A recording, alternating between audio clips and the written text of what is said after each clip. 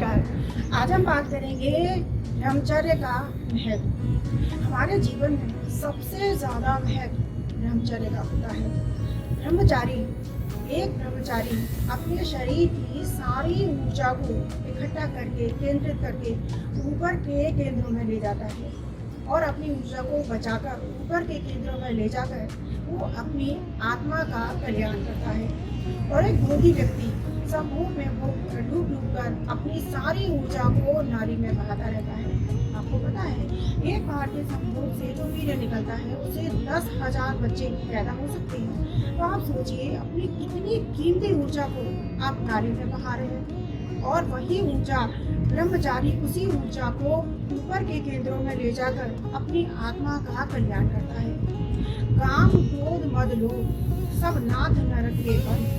जो व्यक्ति बहुत ज्यादा कामी, क्रोधी, लोभी या किसी वस्तु में या किसी व्यक्ति में मोह फंसा होता है, वो करोड़ों जन्मों तक नरक की यात्रा करता है। जैसे वो कहते हैं कि बच्चा मुट्ठी बांध कर आता है, तो ये मुट्ठी खाली कैसे हो जाती है? क्योंकि वो बच्चा पूरा जीवन जो जीवन यापन करता है उसमें जो मोह, माया, आसक्ति ये सब करता रहता है, वासनाओं में फंसा रहता है। तो मुट्ठी में जो धन लेकर आता है वो सारा धन खर्च होता जाता है। सबसे ज्यादा खर्चा शरीर की वासना में होता है। जब इंसान शरीर की वासना में डूबता है तो जो धन लेकर आता है वो सारा धन धीरे धीरे खर्च होता जाता है। कोई हालात नहीं समझता तो कोई जज्बात नहीं समझता। अब ये तो अपने अपने समझ की बात है।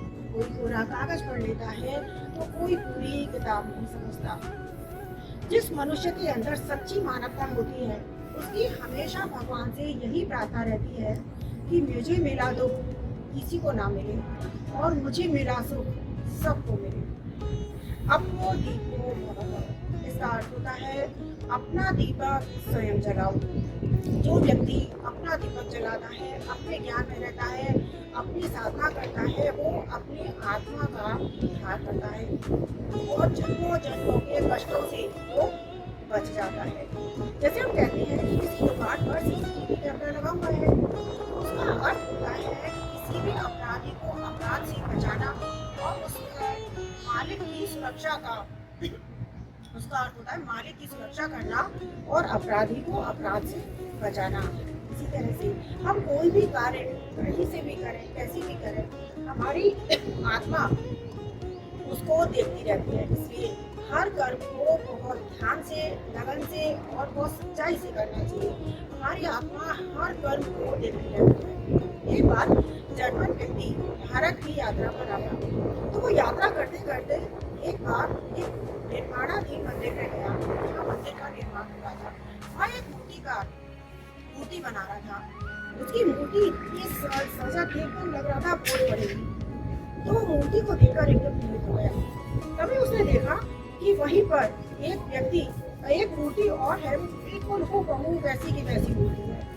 तो उस व्यक्ति को बड़ा ताज्जुब लगा और उसने कहा, क्या एक ही मंदिर में एक ही देवी की दो मूर्ति लगेंगी? बोला नहीं, यहाँ एक ही मूर्ति लगेगी। तो बोले ये मूर्ति बनी हुई तो है, फिर तुम दूसरी मूर्ति क्यों बना रहे हो? तो वो व्यक्ति बोला कि इसकी मूर्ति बनाते समय इसकी नाक पर हल्की सी खरोंच आ गई थी, इसलिए मुझे दूसरी मूर्ति बनानी पड़ी। जर्मन व्यक्ति ने उस मूर्ति को ऊपर से नीचे तक बहुत गौर से देखा पर उसे कहीं भी खरोंच नजर नहीं आई। फिर भी उसने कहा, जर्मन व्यक्ति ने दीवार से कहा कि ये मूर्ति कहाँ लगेगी? बोले जो पुलिस को ऊपर स्तंभ दिख रहा है उस स्तंभ के ऊपर लगेगी। तो जर्मन व्यक्ति बोला, मुझे यहाँ से जब खरोंच नहीं दिख रही है तो पुलिस को ऊपर की खरोंच कैसे दिखेगी? तब मूर्ति का बोला, किसी को दिखे या ना दिखे, मूर्ति मैंने बनाई है और इसकी नाक पर खरोंच है, मुझे दिख रही है, इसलिए मैं मूर्ति को दोबारा बना रहा हूँ। हमारा कोई भी कर्म कोई देखे या ना देखे, हमारी आत्मा हर कर्म को जरूर देखती है। उत्कृष्टता की असली पहचान उस समय होती है जब हम अपने काम में निपुणता लाते हैं। कोई भी काम जब हम अच्छे विचार, अच्छी नीयत, अच्छे कर्म से करते हैं तो हमारी आत्मा का उद्धार होता है। कोई देखे या ना देखे, सबसे ज्यादा हमें अपने कर्मों का ध्यान हमारी आत्मा देती है। हमारे विचार, कर्म और नियत, जिस विचार, कर्म और नियत से हम काम करते हैं वो सब हमारी आत्मा देखती है। किसी भी कार्य को जब हम कर्तव्य भावना से करते हैं तो ना केवल उसमें निपुणता आती है बल्कि अहंकार भी खत्म होता है। और जब हम किसी भी काम को बहुत अच्छे तरीके से करते हैं, उत्कृष्टता का असली सुख, सबसे पहला सुख हमारी आत्मा को मिलता है।